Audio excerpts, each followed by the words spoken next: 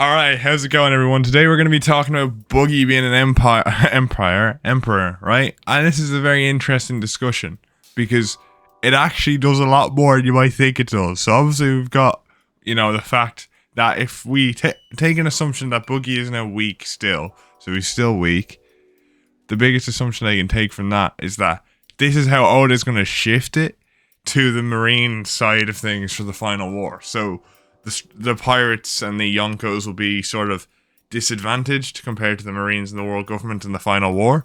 I'll get into that more in detail, but I think Buggy's going to be a key component to that. And we'll talk about why here in a minute. But first, we're going to talk about why he deserves to be an emperor in the pure information sense of things, right? So if you look at it from that side, obviously everyone knows he's a former Roger pirate. He has level 6 prisoners. He was a former warlord. He's got a bunch of clout on. He's known to be allied with Shanks when he was a kid. They were on the same crew, so there's a potential for an alliance. And, that could have caused some kind of after the Big Mom and Kaido alliance, everyone was like, ooh, this could happen as well, right? But with all that aside, so that's why he deserves to be a Yonko. Obviously, there's more to it. But the reason I feel like this decision was made by Oda to make the story, to make the Marines in more favor for that big final war, have them be at an advantage with the SSG and only having to deal with 3 proper Yonkos.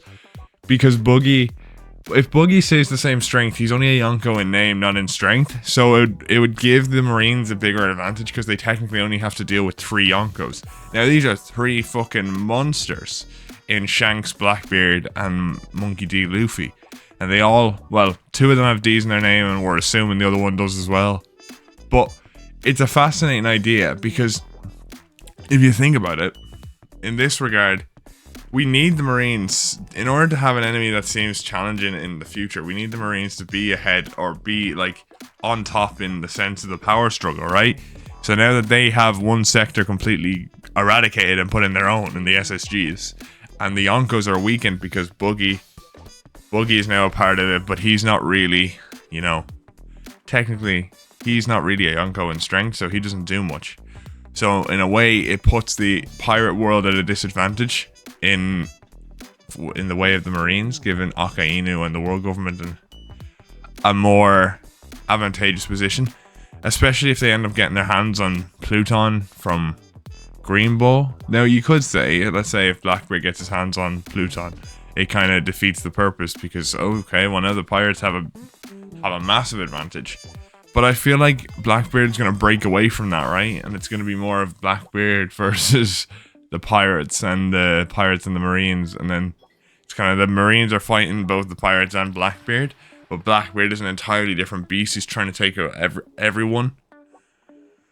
So I feel like it's going to put the Marines and Blackbeard into more of a bigger stage, and then the pirate and Yonko side of things will have to deal with it and be more disadvantaged, because let's say Blackbeard gets Pluton and the Marines have the SSGs, and now you only have 2 functioning Yonkos, and if you include Blackbeard, I guess 3. But because Buggy is too weak and he doesn't have enough power to be considered a Yonko in that sense, right? He's only that in name, and he's bringing down the Yonkos, making them less powerful, putting them at a disadvantage for this war. It gives a bit more stakes because we can have, let's say people's opinions on the admirals are true, where it's 2 admirals for 1 Yonko. Well, now if you include the fleet admiral, you've got 4 admirals who could take out both of those Yonkos if they were to fight them 1v1, obviously with the 2 admirals, right? So that would make, to me, that kind of puts it in a way where Buggy ascending to Yonko really helps the story out in terms of stakes, in my opinion. And imagine if instead of Blackbeard, the Marines are the ones to get Pluton in this arc. That would put them on such a bigger playing field, because we assume that the Marines already have something, the world government have something to put them on a massive playing field that, quote unquote, does a purge, right? So we got that. And obviously I'm not talking about them revolutionaries, because I feel like that's going to be the big shift, right? The revolutionaries are going to shift it in the favor of Luffy, or Luffy's going to shift it in the favor of the revolutionaries. One way or the other. So this big war is probably going to start out with... They're going to start with the pirates on the back foot, basically, right? Because Buggy is now an emperor, and that means there's less emperors with less stronger pirates and less territory and less foothold in the New World. So it gives the Marines more of a foothold in the New World, putting Luffy and Shanks at a disadvantage for the final war, giving them more stakes. Now, there's a lot of other stuff Buggy does do. On top of the fact that Buggy, alright, he does put them at a disadvantage, I feel like he also puts them at an advantage in a way. And let me explain what I'm talking about here. So, if we think that, let's say, for whatever reason, Luffy needs more people or needs more warriors, even if it's just numbers, Buggy still has a large amount of pirates. So if in the final war we need more numbers, Oda can write in a way to have Buggy's crew join Luffy's side, because we know they have a rapport. It would take a lot of writing and a lot of kind of events to happen, but it could still work. You know, it's a very interesting idea to have Buggy work both sides. He puts the Marines at an advantage, but he might also put the pirates at an advantage. He might be a much more important figure than we actually anticipate.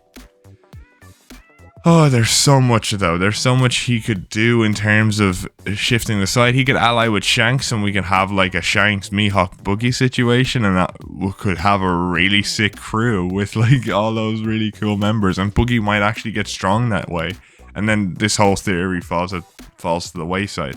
But I do think we need, in my opinion, if we keep it the way it is, and let's say Buggy is stronger, right? He is still strong. In my opinion, the Marines are still on the back foot. I still think if you have 4 strong Yonkos, if we include Buggy, right? And you've only got some SSG lads and a few really powerful Marines, like 4 really powerful Marines.